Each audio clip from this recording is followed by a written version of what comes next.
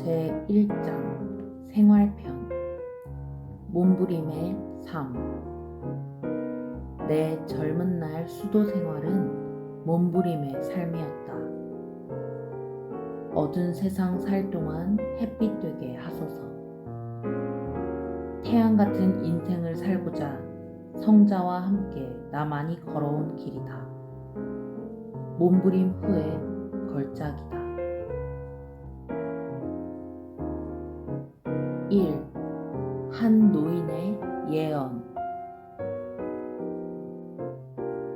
10대 때 방황의 길에서 고뇌하다.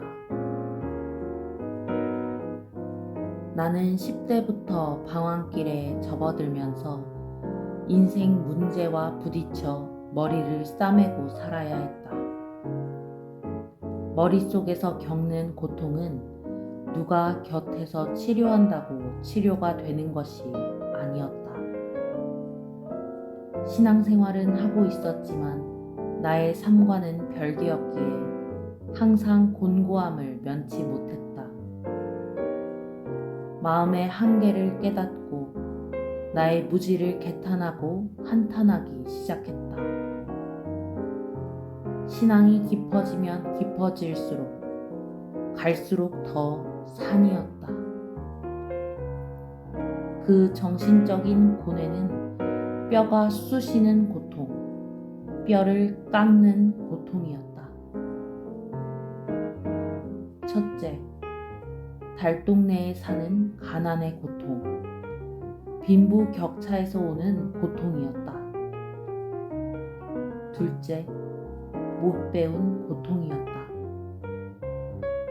셋째, 외롭고 쓸쓸하고 적적한 두메산골에 사는 환경의 고통이었다. 내가 자란 곳은 아무런 희망도 소망도 없는 산골짜기였다. 넷째, 못생겼다는 콤플렉스였다.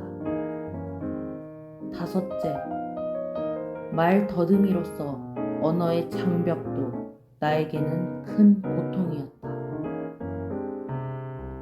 그 당시만 해도 나는 생각은 하지만 표현을 잘 못하는 언어 불구자였다. 여섯째, 가정에서 부모, 형제들로부터 무시를 당할 때마다 받는 소외감은 이루 말할 수 없었다. 네가 뭘 안다고 하면서 무시를 했다. 또 동네 사람들로부터도 초라한 모습에 대해 무시를 받았다. 신학을 했다는 신앙의 선배들에게는 미친놈 취급을 받았는데 그들은 나를 대할 때마다 아주 우습게 보았다. 내게 미쳤다고 말하는 것이 일반화되어 있었다. 이로 인해 심적 고통이 엄청나게 컸다. 일곱째, 인생의 진로 고민이었다. 대전에서 만난 점쟁이 노인이 손금을 봐주다. 그 당시 나를 칭찬하며 희망적인 앞날을 말해주는 사람이 아무도 없었다. 그런데 단 한 사람이 내게 희망적인 얘기를 해주었다. 대전 시외버스 주차장 옆에 천주교회가 있었는데 그 교회의 담장 앞에 앉아 점을 치는 한 노인이 내게 가까이 오라고 하더니 내 손을 덥석 잡고서 손금을 봐주었다. 그 노인이 내 손금을 보고서 아주 놀라는 기색을 보이며 젊은이 앞날을 보니 세계를 한나라같이 가소롭게 보며 다스릴 자다 라고 하였다. 그때로서는 말 같지도 않은 이야기로 들렸다. 그래서 나는 말 같지도 않은 말을 하시네요. 나 바쁜 사람입니다. 시간이 아까우니 이만 가겠습니다. 얼마요? 내가 손금을 보고 싶어 본 것은 아니지만 복채나 받으시오 하고 300원을 주었다. 그랬더니 노인은 화를 벌컥 내면서 돈을 받으려고 본 것이 아니라고 하며 오히려 고함을 쳤다. 그리고 큰 사람이 왜 그렇게 사람을 대하느냐고 꾸중까지 했다. 나중에 젊은이가 세계를 누비며 돌아다닐 때 분명 내 얘기를 할 거요. 그렇게 시간이 아까우면 가던 길이나 가보시오 했다. 그리고 자기는 신에 감동되어 말했을 뿐이라고 했다. 그 말을 들으니 왠지 마음이 끌려 어떻게 하면 성공할 수 있느냐고 물었다.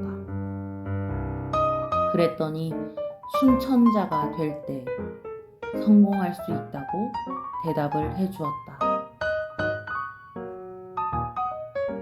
당시 나는 노방전도를 하며 전국을 혼자 돌아다녔는데 그날은 공주를 갔다 오는 길이었다. 그 노인이 중얼거리듯 내가 15년 동안 이 자리에서 점을 보며 많은 사람들을 만나보았는데 이같이 큰 점괘가 나온 자는 처음이야 라고 말했다. 나는 조용히 물었다.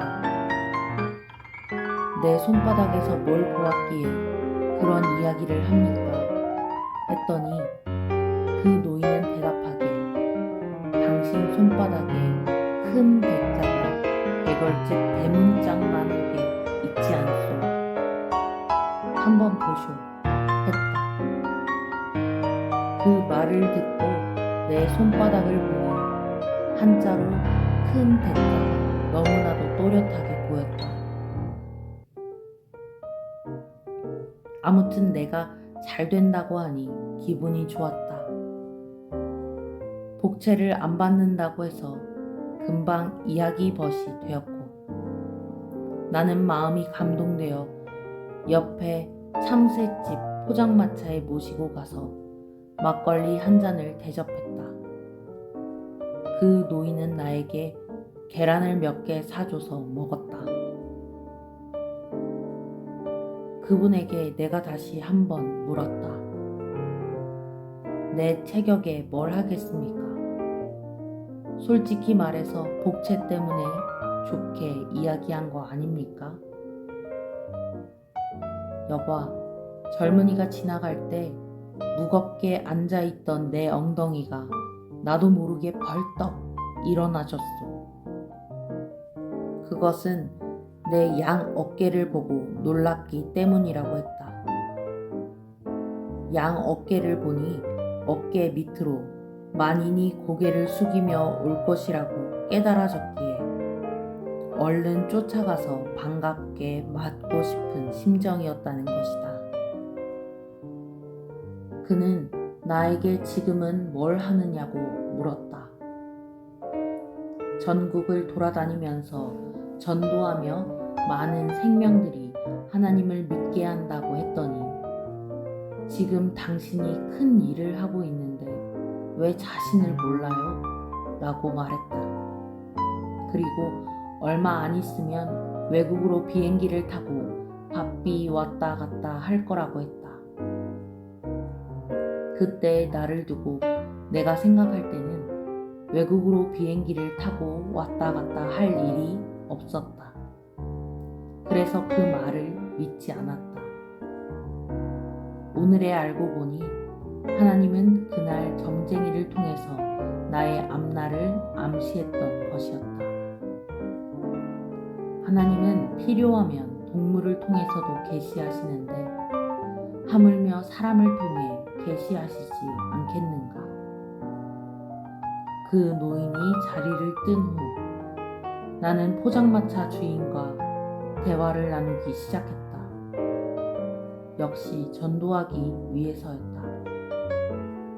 그 남자는 기독교에 빠져있는 아내와 갈등이 심하다고 하면서 자주 다투고 윽박질하니 결국 아내가 집을 나가버렸다고 했다. 교회 못 나가게 핍박하니 아내는 집을 나갔고 그 남자는 자녀들을 먹여 살리러 포장마차를 하게 된 것이었다. 그의 사정을 듣고서 내가 기도해 줄 테니 하나님을 믿어보라고 했다. 그날 그를 위해 간절히 기도해 주고 포장마차를 나왔는데 얼마 후에 얘기를 들으니 아내는 돌아오고 그 남자도 같이 교회에 나가게 되었다고 했다. 내 사명에 대한 또 다른 계시. 내 앞날에 대한 것은 그날 노인을 통해 듣기 전에도 몇 가지 계시를 받았었다. 또렷이 생각나는 것은 10대 때 받은 꿈 계시들이다. 꿈에 보니 내가 20대 청년의 모습으로 의자에 앉아 있는데 사람들이 내게 면담을 청하러 왔다고 하면서 끝이 안 보이게 줄을 서 있었다. 나를 만나러 오는 많고 많은 사람들의 행렬이 부산 지역까지 이어져 있는 모습이었다. 그리고 한 번은 고급 세단 차들이 월명동 좁은 골짜기가 미어 터지게 밀려와서 우리 집으로 올라오는 꿈을 꿨다. 또 어느 날 꿈에서는 내가 많은 별들이 떠 있는 하늘을 쳐다보고 있었다. 세상 모든 사람들에게는 각자 자기 별이 있다고 했다. 하지만 초저녁부터 기다렸는데도 내 별은 뜨지 않았다. 그러다 새벽녘에 동쪽에서 마지막으로 별 하나가 떴다. 그때 하늘에서 음성이 들리기를 저 별이 내 별이다 했다. 그 별은 해같이 찬란하게 떠올랐다. 바로 새벽별이었다. 그 별이 떠오르니 다른 별들은 다 빛을 잃었다. 이 꿈을 꾸고 나서 별 신기한 꿈을 다 꿨네 생각하며 별에 해당되는 성경 말씀을 찾아 읽었다. 창세기 22장 17절. 내가 내게 큰 복을 주고 내 씨로 크게 성하여 하늘의 별과 같고 바닷가의 모래와 같게 하리니 내 씨가 그 대적의 문을 얻으리라. 계시록 22장 16절. 나 예수는 교회들을 위하여 내 사자를 보내어 이것들을 너희에게 증거하게 하였노라. 나는 다윗의 뿌리요 자손이니 곧 광명한 새벽별이라 하시더라. 창세기에서 아브라함의 자손들을 별들로 비유했다는 것을 알고 곧 꿈에 내가 본 별들은 신앙의 자손들임을 깨달았다. 또 요한계시록에서 예수님을 새벽별로 상징하여 말씀한 것을 통해 예수님과 같이 생명을 구원하는 것이 내 일이구나 라고 생각했다.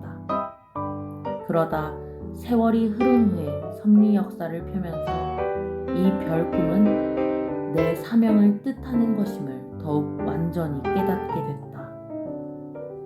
그 노인을 만났을 때만 해도 내가 무지해서 몰랐고 또 하나님을 믿지 않는 점쟁이라고 무시하면서 그의 말은 신빙성이 없다고 인식했기 때문에 믿지 않았던 것이다. 당시 주변의 모든 사람들은 나를 소위 또라이라고 하는 정신 이상자처럼 대했는데 그 노인 한 분만큼은 미친놈 취급을 안 했다. 내가 믿든지 안 믿든지 내 앞날을 점치며 잘 된다고 했다. 하나님께서 그를 통해 예언하신 것이었다.